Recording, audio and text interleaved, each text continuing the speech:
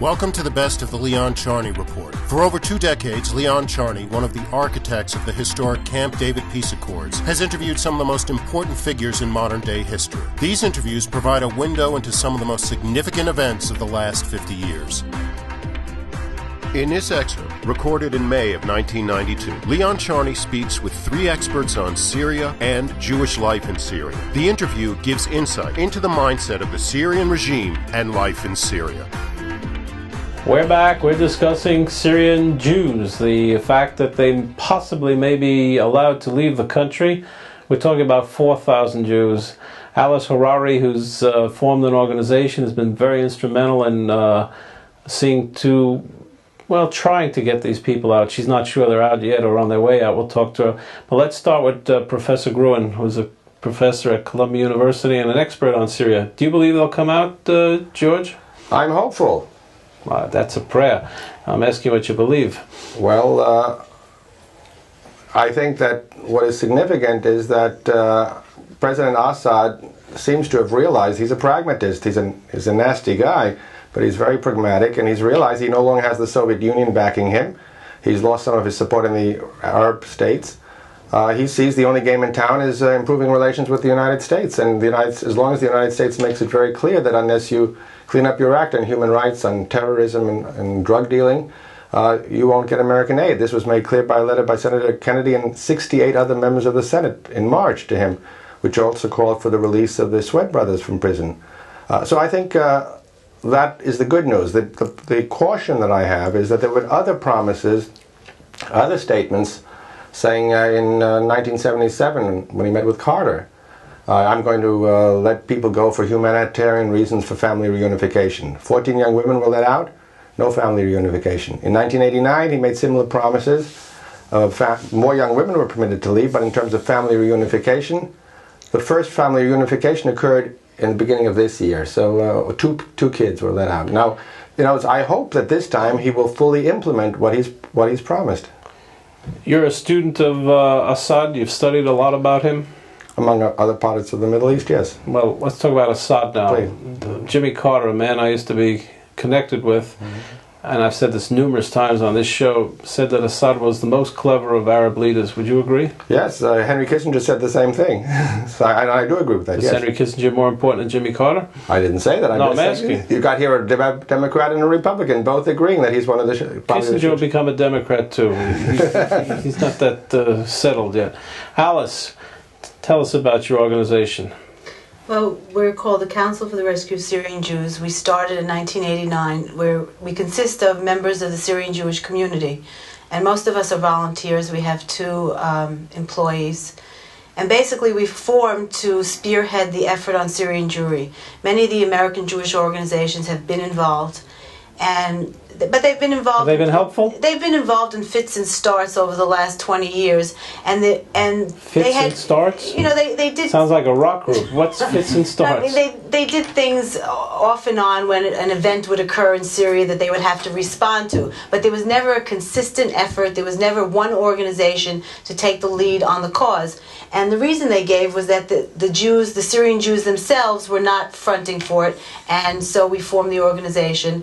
And we started going to congressmen and working through Washington, and we've been doing that towards this end. Did your grandfather come from Syria? Yes, my great-grandfather came. My grandfather and my great-grandfather, right. And your husband's a Syrian Jew? Yes. Most Syrians stay within their confines, usually. Is that correct? The Syrian community, I think, in Ocean Parkway, is very strong. Is that basically the roots of where your organization comes from? Where do you live now? Yeah, I live in Manhattan. Manhattan. You got out of the ghetto. I got out of the ghetto, but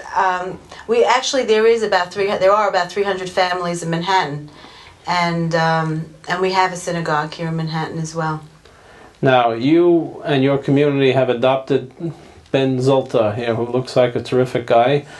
He looks like an actor. In my opinion, he's going to go into medicine, but he may change his mind and become... You look a little like Pacino, Al Pacino? Yeah, I do know. Anybody ever tell you that? Yeah, I've heard some comments. So it's not original. You are the only one who's really lived in Syria on this show. Unless Elliot Rose has been there, we don't know about it. He's my producer. Tell us what it was like to live in Syria. I was born in Syria. I grew up in Syria until 1986. Life is very, very different in general. To be more specific, it's a little bit more different to the Jewish community over there, in a sense that we lead a life of some tension. The fact that we have a secret police office in the middle of the Jewish quarter in Damascus. Hold it 1 minute. I'm curious. Are there any Syrian Jews that cooperate with the secret police, like they did in Germany with the capos? I do not know of any Jews who cooperate. This was a big thing, by the way, also in Russia with the KGB. You had many Jewish people who collaborated. I was singing one time in a Russian synagogue, and a man came over to me, spoke in Yiddish, and all of a sudden, before I knew it, I was nearly arrested, and he said, "Ich bin from the KGB," which means I am from the KGB in Yiddish. And to me, Yiddish was a language which built familiarity, and I felt I was with my brethren. So I was just curious whether you have... I personally do not know of any people, if there are such any. All right, do most of the Syrian Jews, do they want to leave and get out? I know they can't travel now unless they put up a huge bond or else they leave their family behind. Is that correct? That's very correct. According to my knowledge, the rough estimate will be at least between 70 to 80% of the Jewish community would leave. Where would they go, basically? They would come to the United States, since the community in Brooklyn, Ocean Parkway, is one of the largest Syrian communities all over all over America, North America, and South America. Alice, would they be given visas by the White House, do you think, if they were ready to come? I believe so. How high up have you and your organization been in the administration? Who did you talk with? Well, in August we met with Brent Scowcroft, National Security Advisor. We met with Larry Eagleberger. And we've had... I would bet that Eagleberger was very sympathetic. He's a very nice man. Very sympathetic, very helpful. And Scowcroft? Scowcroft was also sympathetic, but more guarded. They had different personalities, but also... He's a military man. Also saying that it's very high on the list of priorities in the Bush administration, and that it has been brought up many times. It has been brought up by Bush in his meeting with Assad in Geneva, and Baker has brought it up in all his meetings with Assad. All right, I asked George this. Do you believe that these people will be freed now? I think the time has come. You think it will happen? I think it has to happen. In modern Middle East history, only one peace treaty has stood the test of time, the 1978 Camp David Accord. In the new documentary film, Backdoor Channels, The Price of Peace, learn the true story behind the greatest diplomatic achievement of our time and its lessons for the future. The price of peace is very high. To have this courageous man and my close friend killed. Winner of the Telly Award for Best Cultural Program. Now available at select stores including Barnes & Noble and online at Amazon.com. The preceding program was brought to you by Backdoor Channels, The Price of Peace.